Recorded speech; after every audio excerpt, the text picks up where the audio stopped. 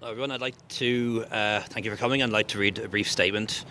I've had the privilege to serve for the past 20 years as a public representative, 13 as a member of cabinet, 7 as leader of my party, and most of those as Taoiseach of this great country. It has been the most fulfilling time of my life. Working with colleagues, I've had the honour of helping to lead Ireland from unemployment to full employment, from a budget deficit to budget surplus, from austerity to prosperity, through a pandemic in which we saved lives and livelihoods, through Brexit when we prevented a hard border between North and South and protected our place in Europe. I'm proud that we've made the country a more equal and more modern place when it comes to the rights of children, the LGBT community, equality for women and their bodily autonomy. More recently, we've led the country through an inflation and cost of living crisis, the worst of which is now thankfully behind us. We've made significant steps towards affordable childcare and universal healthcare, making access to both more affordable for more people. We've made work pay better, with the implementation of a national living wage, statutory sick pay, lower personal taxes, improved family leave, allowing parents to spend more time with their children in those crucial early years. I'm happy that during my time as Taoiseach we were able to honour my commitment to double spending on the arts, culture and sport. This is making a real difference now and will continue to do so into the future, fostering and assisting the artists and the sportsmen and women of the future. We provided leadership by increasing our spending on international development, and we've expanded our diplomatic footprint around the world, building on Ireland's already considerable soft power. The National Broadband Plan is underway, bringing fibre-based internet connections to every home, school, business and farm and community in Ireland, which the critics said shouldn't be done. We've established the technological universities and the Rural Development Fund, and since 2011 we've quadrupled overall annual investment in public infrastructure. That's meant considerably more investment in priorities like housing, healthcare facilities, school buildings and climate action. And I am deeply proud that we as Irish people welcomed over 100,000 Ukrainian refugees to our shores when they needed our protection, notwithstanding the challenges this brings. In my time as Taoiseach, we reduced consistent poverty and income inequality. Housing construction has more than doubled, with 500 people becoming homeowners each week for the first time, the highest number in almost 2 decades. Of course, there are areas in which we have been much less successful, and some in which we have sadly gone backwards. But I hope you'll forgive me if I leave it to others to point them out on a day like this. They will receive plenty of airtime and column space. When I became party leader and Taoiseach back in June 2017, I knew that one part of leadership is knowing when the time has come to pass on the baton to somebody else, and then having the courage to do it.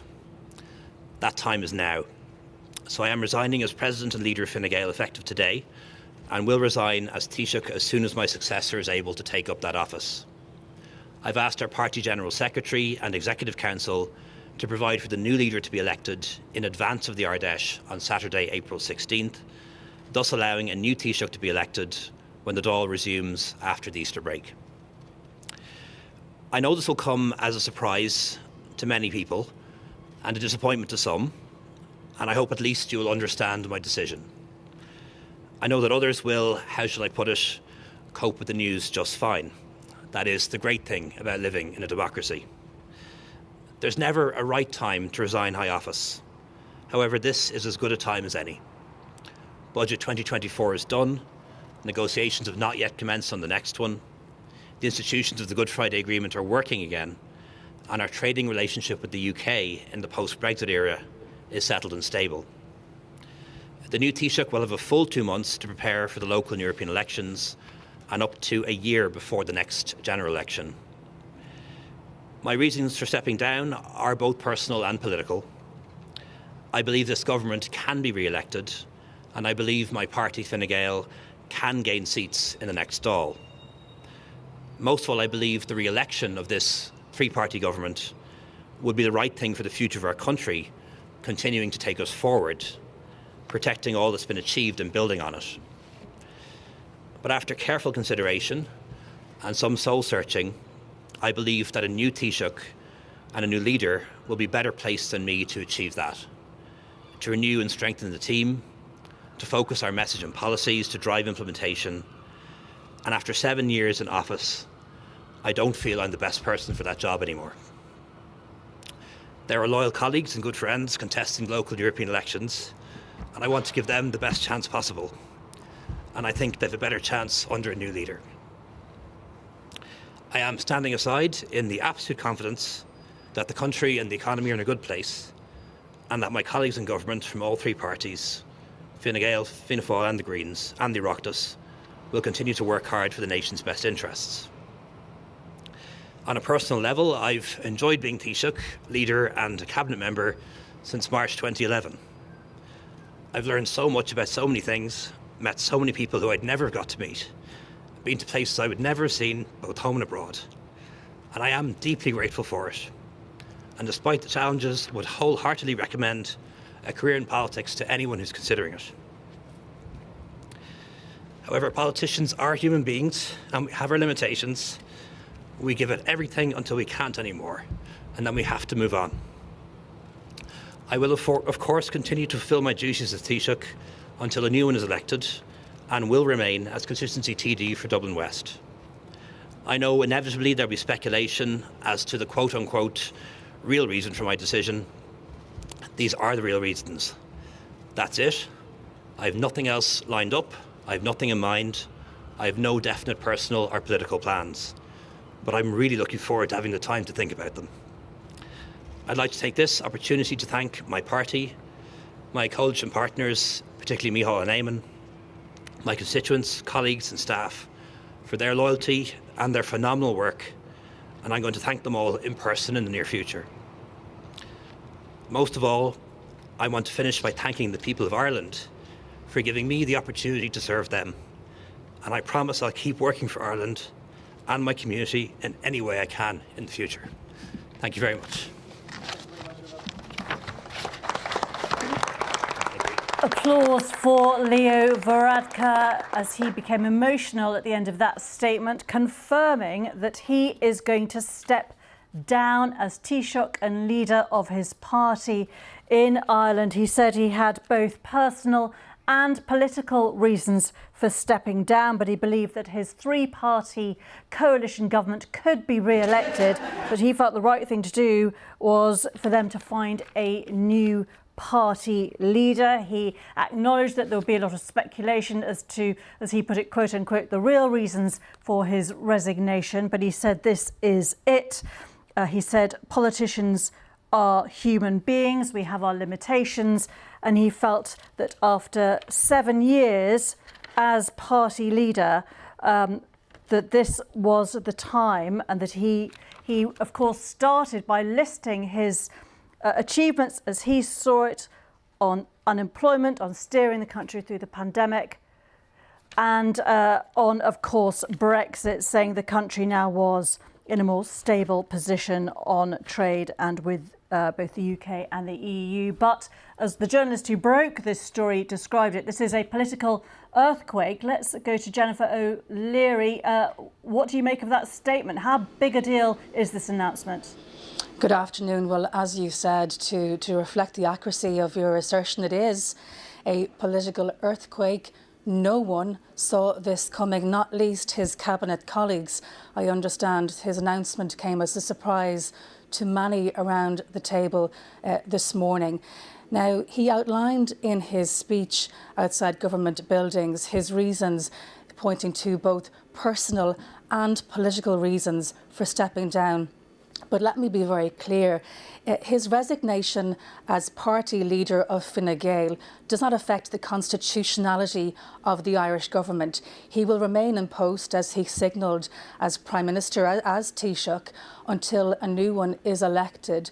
But here is the thing, it does put, or does increase, the pressure on the Irish government in terms of the calls for a next general election, which has to be held before springtime next year. Now, Leo Varadkar, in his statement, pointed to the personal reasons, seeing himself, as he described it, as no longer the person who he saw fit to lead the party, to lead his party into the next general election. Leo Varadkar in office will be his legacy. Many will point to will be he described it himself in his speech in terms of his handling of Brexit, the handling of the economy. But there are many issues within the Irish economy, not least a generation, a young generation who, as they see it, are locked out of housing. But today's announcement in Dublin certainly comes as a big political shock. And Leo Varadkar, remember, was Ireland's first openly gay Prime Minister, also half Indian. I mean, he grew up in an Ireland where divorce and homosexuality was illegal. So for many on both sides of the Irish border, he would be seen as the embodiment of the change within Irish society. But certainly his announcement this morning that he is to resign as leader of his party and effectively make way for a new Prime Minister, a new Taoiseach, has come as a massive, massive shock. And he said he's got no particular plans on a personal basis as yet as to what comes next. It has been turbulent with these two referendums on changes planned to the Constitution, which the government lost. Is that seen as an understandable reason for this announcement? I would think that in government circles and in political circles in Dublin, there is not a straight line between the Irish government's loss of the recent referendum on women's place in the home and care and today's shock announcement. Leo Varadkar is somebody who previously signalled that it was his intention to retire from politics before he reached the age of 50. Well, today he's 5 years ahead of that goal. He is stepping down as leader of his party at 45 years old. And it certainly gives his party and the government, as some might see it, a clearer run in terms of building up their election message ahead of the next Irish general election. And certainly in part of his statement outside government buildings in Dublin earlier, I mean, it read and it sounded like very much a party political statement. He was talking about, full employment, about the Irish economy, about his handling of Brexit. He is setting the scene, if you like, for the next leader of Fine Gael to come in and to bed in for a time, possibly, before the Irish general election is announced.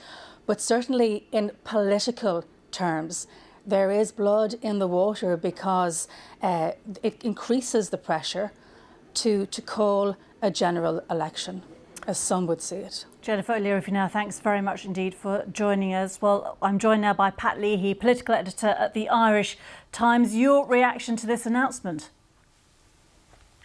Well, it's a bit of a shock, obviously. Nobody had seen this coming. I think that when the dust settles, people will see it as both. And the Taoiseach mentioned this in his announcement that has just concluded at government buildings, that he's doing it for both personal and political reasons. He's been full-time politician almost all his adult life. He's been Taoiseach since 2017.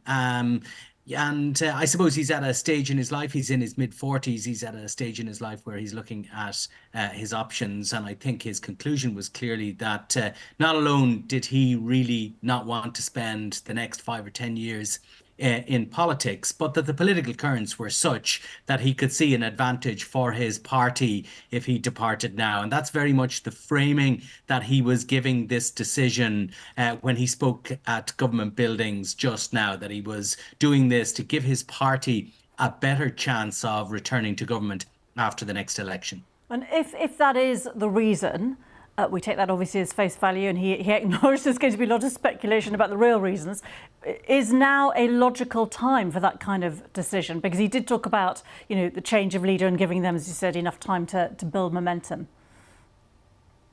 I mean, yes and no. You've got to think that if his plan, and I don't believe that it was, but if his plan was always to go at some stage before the next election, that he might have been better off changing, or Fine Gael, his party, might have been better off changing its leader before the midterm switch in the Taoiseach's office that we saw take place at the end of 2022. And just, so your viewers know the background to that, it's a, three-party coalition here between two big centre-right parties, Fianna Fáil and Fine Gael, and the smaller Green Party. And as part of that deal that was put together in 2020, Micheál Martin, the Fianna Fáil leader, was Taoiseach for Prime Minister for the first half of the government, and Leo Varadkar has been Taoiseach for the second half of the government. But now he's cutting that short. Time is relatively short as well until the next general election. It must take place within a year. It can go one more year at the very latest.